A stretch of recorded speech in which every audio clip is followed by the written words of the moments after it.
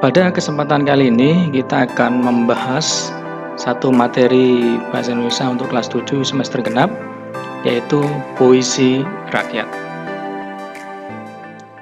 Nah, puisi rakyat adalah sajak atau produk kesusastraan yang digunakan oleh masyarakat sebagai ungkapan atau pernyataan tradisional yang didasarkan pada irama, panjang pendeknya kalimat, tekanan suara, atau sebuah mantra. Itu adalah pengertian dari puisi rakyat.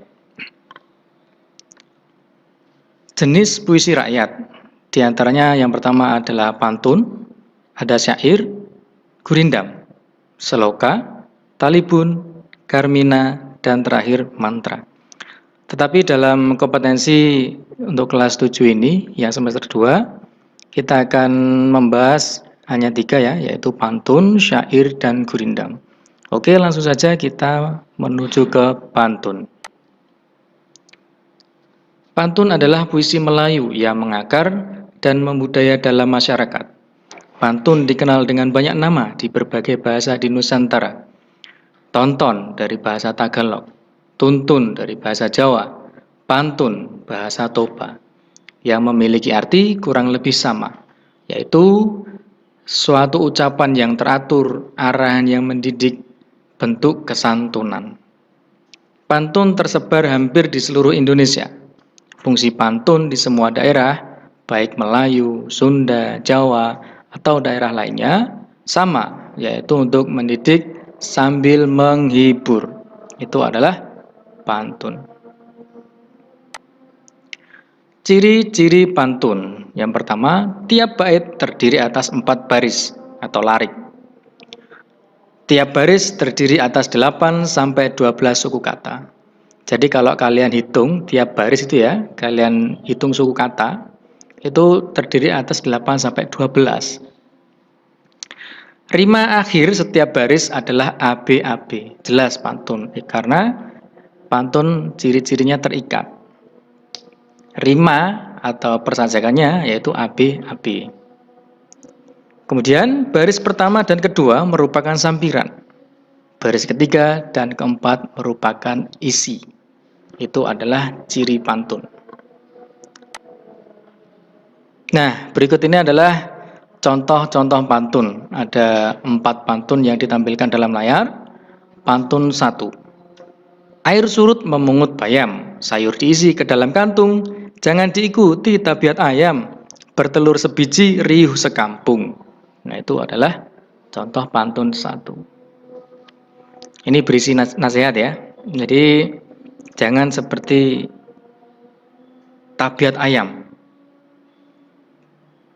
bertelur sebiji, wah riuhnya sekampung. Jadi yang punya disebarkan, diberitahukan ke semua orang, pamer ya, intinya nasihat, jangan riak. Itu adalah pantun 1. Pantun 2. Baik bergalas, baik tidak, buli-buli bertali benang, baik berbalas, baik tidak, asal budi sama dikenang. Jadi mayoritas pantun itu paling banyak berisikan nasihat-nasihat, petuah-petuah. Karena memang dulu nenek moyang kita itu sangat senang sekali memberikan petuah-petuah seperti itu. Dan ditulis menjadi sebuah pantun. Pantun ketiga, ikan nila dimakan berang-berang, kata hijau melompat ke kiri. Jika berada di rantau orang, baik-baik membawa diri. Nah, ini juga sama pantun nasihat. Jadi kalau kita berada di daerah orang lain atau kita bertamu, itu kita harus mematuhi adat istiadat setempat, intinya harus sopan dan lain sebagainya, yaitu membawa diri dengan baik. Pantun keempat, akar keladi melilit selasih, selasih tumbuh di ujung taman, kalungan budi junjungan kasih, mesra kenangan sepanjang zaman. Sama, ini juga nasihat. Nah, itu adalah contoh pantun. Selanjutnya kita akan membahas syair. Langsung saja menuju ke syair. Syair sendiri adalah bentuk sastra yang berasal dari Persia, ya, negara Arab, Persia. Berasal dari bahasa Arab yaitu syair atau syu'ur, artinya perasaan yang menyadari. Jadi dengan kata lain, syair itu adalah bahasa perasaan. Apa yang ada dan dirasakan oleh perasaan atau hati diwujudkan dalam sebuah tulisan syair. Ciri-ciri syair. Yang pertama, setiap bait terdiri dari 4 baris. Satu baris terdiri dari 8 sampai 14 suku kata. Nah, ini kalau kalian hitung sama ya. Kalau tadi pantun itu 8 sampai 12, ini 8 sampai 14, lebih panjangan syair sedikit. Yang ketiga, bersajak a. Bedanya dengan pantun tadi, pantun itu AB, kalau syair a. Kemudian semua baris adalah isi. Yang kelima, bahasa yang digunakan berupa kiasan. Nah, itu adalah ciri dari syair. Contoh syair berjudul Syair Perahu. Inilah gerangan suatu maddah, mengarangkan syair terlalu indah, membetuli jalan tempat berpindah, di sanalah itikat diperbetuli sudah. Itu contoh-contoh syair ya. Nah, ini bisa kalian baca sampai selesai, sampai bait kelima.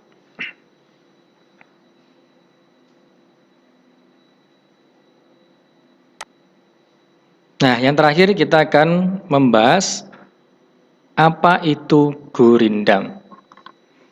Gurindam berasal dari bahasa India, yaitu kirindam, artinya mula-mula atau perumpamaan.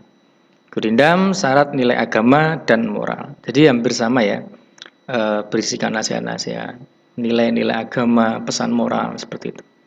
Contoh, pekerjaan marah jangan dibela, nanti hilang akal di kepala. Nah, itu gurindam. Ciri-ciri gurindam. Terdiri atas 2 baris dalam sebait. Jadi gurindam itu berbeda dengan pantun ya. Kalau pantun kan 1 bait terdiri dari 4 baris. Nah, ini gurindam hanya 2 tiap baitnya. 2, kemudian dilanjut bait selanjutnya dan seterusnya. Kemudian yang kedua, tiap baris memiliki 10 sampai 14 suku kata. Yang ketiga, memiliki rima a atau b, c, dan seterusnya. Jadi tiap bait rima akhirnya sama sajaknya. Keempat, merupakan satu kesatuan utuh. Berbeda dengan pantun. Kalau pantun yang baris 1, 2 adalah sampiran atau soal, kemudian 3, 4 adalah isinya. Tetapi gurindam ini semuanya satu kesatuan utuh. Ya. Jadi seperti itu perbedaannya. Kemudian yang kelima, baris 1 merupakan soal, masalah atau perjanjian. Baris 2 berisi jawaban akibat dari masalah atau perjanjian baris 1. Yang keenam, isi gurindam berupa nasihat, filosofi hidup atau kata mutiara. Nah, ini adalah contoh dari gurindam. Jadi tiap bait ada 2, terus ke bawah. Nah, seperti itu. Kemudian di akhir ya, barisnya sama sajaknya. Di sini I, ini juga I. Ya, A, B, C, dan seterusnya.